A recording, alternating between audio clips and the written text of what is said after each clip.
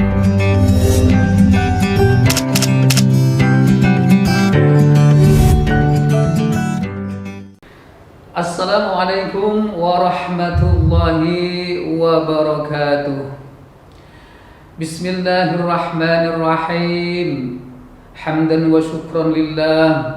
Wassalatu wassalamu ala rasulillah Sayyidina Muhammad ibn Abdillah wa ala alihi wa ashabihi wa man bi ihsanin tala amma ba'd. Yang saya hormati serta saya muliakan para ustadz dan ustadzah, ayah bunda dan anak-anakku semuanya, tentunya yang dirahmati Allah Subhanahu wa ta'ala. Pertama-tama marilah kita memanjatkan puja puji syukur kehadirat Allah Subhanahu wa ta'ala, di mana pada kesempatan sore hari menjelang puasa hari yang ke-11 ini, Allah tetap memberikan kesempatan dan kesehatan kepada kita semua, sehingga kita bisa melaksanakan kewajiban kita, bisa melaksanakan atau menunaikan ibadah puasa ini di bulan suci Ramadan 1442 Hijriah ini, tentunya tetap dalam rahman dan rahim serta barakah dari Allah Subhanahu wa ta'ala. Salawat beserta salam semoga tetap tercurah limpahkan keharibaan baginda Rasul Muhammad sallallahu alaihi wasallam sebagai penyempurna risalah kenabian. Ayah bunda dan anak-anakku semuanya, pada kesempatan sore hari ini izinkan saya untuk memberikan pesan khususnya kepada pribadi saya, pada umumnya adalah untuk kita semua, di mana pada kesempatan ini saya akan mengambil tema betapa utamanya, betapa dahsyatnya amal-amal ibadah kita di bulan suci Ramadan ini, terutama sekali yaitu kedahsyatan sedekah maupun sedekah jariyah di bulan suci ini. Ayah bunda semuanya, kenapa saya sampaikan segala amal ibadah di bulan suci ini dilipat gandakan oleh Allah Subhanahu wa ta'ala, karena Allah sudah menyampaikan bahwa 10 hari puasa pertama Allah memandang kita semua, memperhatikan kita semua dengan penuh kasih dan sayang atau rahman rahim Allah, tentunya penuh dengan keberkahan di bulan suci Ramadan ini, sehingga Allah menyebutnya dengan sebutan Syahrul Mubarak atau bahkan Syahrul Rahmah.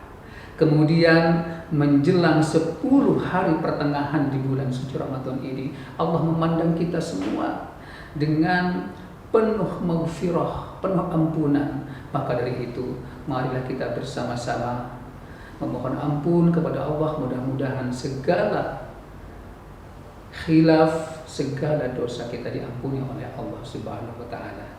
Dan 10 terakhir bulan puasa Ramadan, Allah memandang kita dengan penuh pengampunan, yaitu penuh kebebasan, dibebaskan dari api neraka atau itqum minan nar.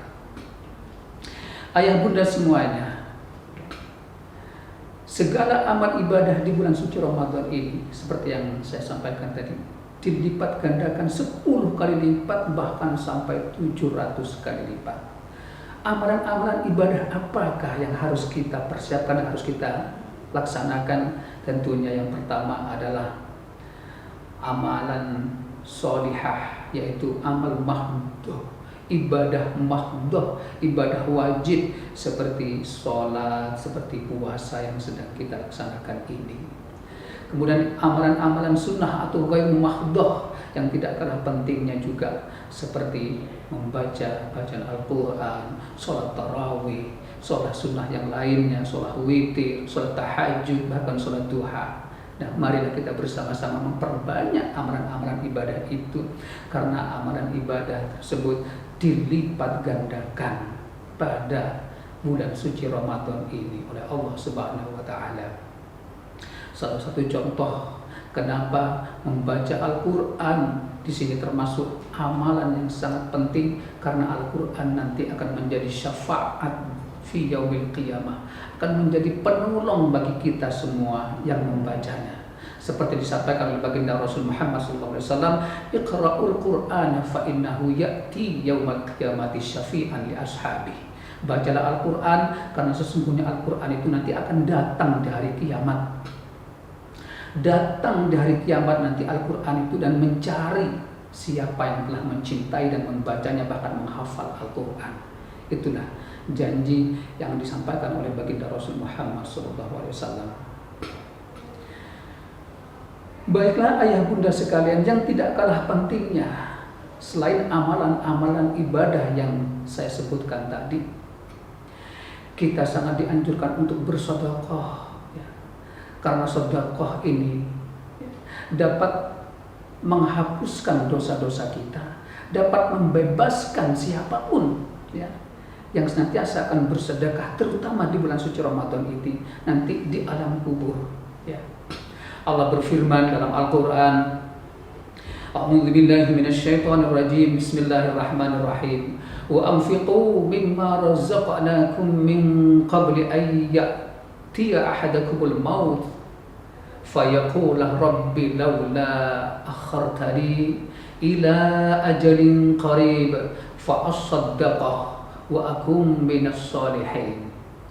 Ini firman Allah dalam redaksi Al-Quran.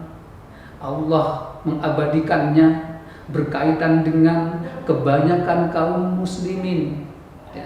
Kebanyakan umat Islam menyesal di kemudian hari, bahkan di dalam kuburnya. Na'udzubillahi min dzalik. Jangan sampai penyesalan itu datang bagi kita setelah kita nanti tua, atau bahkan setelah kita tidak mampu untuk melakukan apa-apa, bahkan setelah kita nanti sudah mati berkarang tanah, penyesalan ini akan muncul. Nah, seperti disampaikan oleh Allah, maka Allah menyampaikan, dan infakkanlah sebagian dari apa yang telah kami berikan kepadamu, kata Allah, sebelum kematian itu datang kepada salah satu atau salah seorang di antara kamu. Itu kata Allah. Maka infakkanlah sebagian harta yang telah kita miliki, yang telah diberikan oleh Allah, sebelum datang penyesalan atau bahkan sebelum datang kematian datang kepada kita. Setelah penyesalan itu datang, kemudian apa yang terjadi? Seorang kemudian memohon kepada Allah, ini setelah meninggal, karena bentuk penyesalannya. Rabbi laula fayaqula Rabbi laula akhartani ila ajalin qarib fa asaddaqah wa akum minas shalihin. Ya Allah, ya Rabb, laula akhartani, jika Engkau berkenan hidupkan aku kembali walaupun sedikit. Ini adalah bagi umat Islam yang sudah penyesalannya datang bahkan di alam kubur. Ayah bunda dan anak-anakku sekalian, penuh dengan penyesalan, minta dihidupkan kembali kepada Allah, meskipun hanya sekejap, meskipun hanya dalam setahun, meskipun hanya dalam 1 bulan atau bahkan 1 minggu. Hidupkan aku, niscaya aku akan bersedekah, niscaya aku akan rajin bersedekah, ya Allah ya Rabb, niscaya aku akan menjadi orang yang soleh. Namun apa yang terjadi, ayah bunda dan anak-anakku semua? Penyesalan itu tidak akan terulang kembali karena dia sudah berada dalam kubur. Itu salah satu dari penyesalan hamba Allah, umat Islam, karena di masa hidupnya tidak disempatkan untuk melakukan amal kebaikan, untuk berinfak dan bersedekah. Berinfak atau bersedekah itu adalah contoh, adalah memberikan sedekah, memberikan makanan atau berupa uang dan lain sebagainya. Ayah bunda dan anak-anakku semua, nah, kenapa umat Islam yang sedang menyesal di dalam kubur itu minta dihidupkan kembali meskipun sebentar? Dia akan bersedekah lebih banyak lagi. Dia akan berjanji untuk menjadi seorang yang soleh. Karena apa? Dahsyatnya sedekah itu. dapat mengampuni, dapat menghapus dosa-dosa, bahkan dapat membebaskan seseorang dari siksa kubur. Inna shadaqah la tudfi'a an ahliha harrat kubur. Sesungguhnya sedekah itu dapat menghapus dosa-dosa, bahkan dapat membebaskan seseorang dari dahsyatnya siksa kubur. Ayah bunda dan anak-anakku semua, dikisahkan, ini ada kisah sedikit ya, dikisahkan dalam kitab As'ad Ar-Rafiq, syarah kitab Sulamut Taufik halaman 29. Pada suatu masa ada seorang ibu yang ditinggal mati oleh putrinya yang sangat dicintainya. Hanya satu-satunya putrinya yang dicintai, sehingga dia setiap harinya ketika makan dan minum selalu mengenangnya, bahkan terkenang atau mengingat putrinya itu. Akhirnya dia ingin sekali, berharap bahwa putrinya itu muncul meskipun dalam tidurnya, ingin bertemu dengan putrinya. Saking dari kangennya itu, akhirnya seorang ibu ini datang kepada seorang imam atau syekh. Waktu itu adalah seorang al-alamah yang alim, yaitu Imam Hasan. Wahai Imam Hasan, berilah aku amalan. Amalan apa yang membuat aku bisa mengetahui, bisa bertemu ya dengan putriku yang di dalam kubur sana. Akhirnya Imam Hasan memberikan, baik, apa benar engkau ingin mengetahui kondisi atau keadaan anakmu di dalam kubur? Iya betul Imam Hasan, kalau begitu setelah engkau sholat isya, lakukan sholat 4 rakaat, dan setelah surah Al-Fatihah itu engkau baca, yaitu surah At-Takatsur. Kemudian setelah selesai nanti engkau menghadap ke barat laut dan membaca sholawat sebanyak-banyaknya kepada baginda Rasul Muhammad SAW sampai engkau akhirnya nanti tertidur. Akhirnya apa? Kemudian seorang ibu ini pulang dan melakukan apa yang disuruh, yang diperintahkan oleh Imam Hasan. Ibu itu melakukan sholat tersebut, kemudian melakukan membaca sholawat yang banyak, akhirnya sampai tertidur dan bertemu dalam mimpinya dengan putrinya. Namun apa, ayah bunda dan anak-anakku semua, seorang ibu ini merasa sedih, menangis pilu karena melihat putrinya sedang disiksa oleh malaikat. Akhirnya saking dari sedihnya, saking dari merasa bahwa iba hatinya, seorang ibu ini terbangun dari tidurnya. Keesokan harinya kembali kepada Imam Hasan. Wahai Imam Hasan, tolong aku berikan amalan lagi, sekali lagi. Amalan apa yang bisa membebaskan putriku dari siksa kubur? Akhirnya Imam Hasan singkat cerita memberikan, baik, kalau seperti itu ya, engkau bersedekahlah sebanyak mungkin, meskipun sedikit demi sedikit dan sedikit, dan sedekah itu engkau hadiahkan kepada putrimu yang di dalam kubur yang sedang disiksa itu. Seorang ibu ini beranjak pulang, kemudian melakukan apa yang diperintahkan oleh Imam Hasan. Nah, betapa dahsyatnya ayah bunda dan anak-anakku sekalian, dahsyatnya sedekah tadi yang saya sampaikan. Ternyata bukan ibu itu yang bermimpi sekarang. Mimpi ini terjadi kepada Imam Hasan yang memberikan perintah itu. Pada waktu malam, Imam Hasan tertidur dan bermimpi bertemu dengan seorang wanita, di mana seorang perempuan ini duduk di atas singgasana yang sangat indah sekali, tidak ada duanya, dan di kepalanya bergelimang mahkota yang gemerlap. Nah, ayah bunda dan anak-anakku semua, Imam Hasan tidak sedikit pun keluar kata-kata dari mulutnya, melainkan tercengang, terpana, ya, salut. Ya, akhirnya seorang perempuan tadilah yang menyapa, wahai Imam Hasan, engkau kenalkah denganku? Aku tidak mengenalmu. Siapakah gerangan dan amalan apa yang membuatmu mendapatkan singgasana seindah ini? Aku adalah putri dari seorang perempuan yang datang kepadamu dan meminta saran dan meminta supaya selalu meminta amalan supaya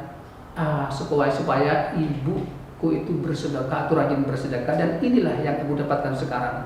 Subhanallah, ayah bunda dan anak-anakku semua, itulah kedahsyatan sedekah ya. sedekah terutama sedekah jariyah. Nah, akhirnya sedekah itu dapat menghapus dosa-dosa, dapat meringankan atau dapat membebaskan siksa di dalam kubur yang terjadi kepada seseorang, meskipun itu kepada keluarganya. Oleh karena itu, sejak saat ini marilah kita cetak anak-anak kita, putra-putri kita dijadikan sebagai anak yang soleh dan solihah, yang nantinya akan mengiring kita semua meskipun kita sudah berkalang tanah dan kita mendapat kiriman sedekah dari putra-putri kita meskipun hanya sebatas doa. Semoga barokah apa yang saya sampaikan, ayah bunda dan anak-anak suku semua.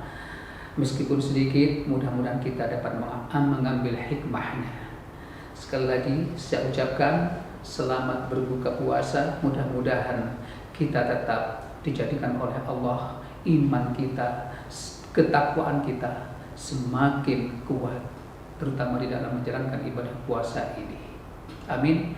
Allahumma amin. Dari saya pribadi, apabila mungkin terdapat kesalahan kehilafan, khaliyah maqaliyah, mohon maaf yang tidak terhingga. Wal afwa minkum. Assalamualaikum warahmatullahi wabarakatuh.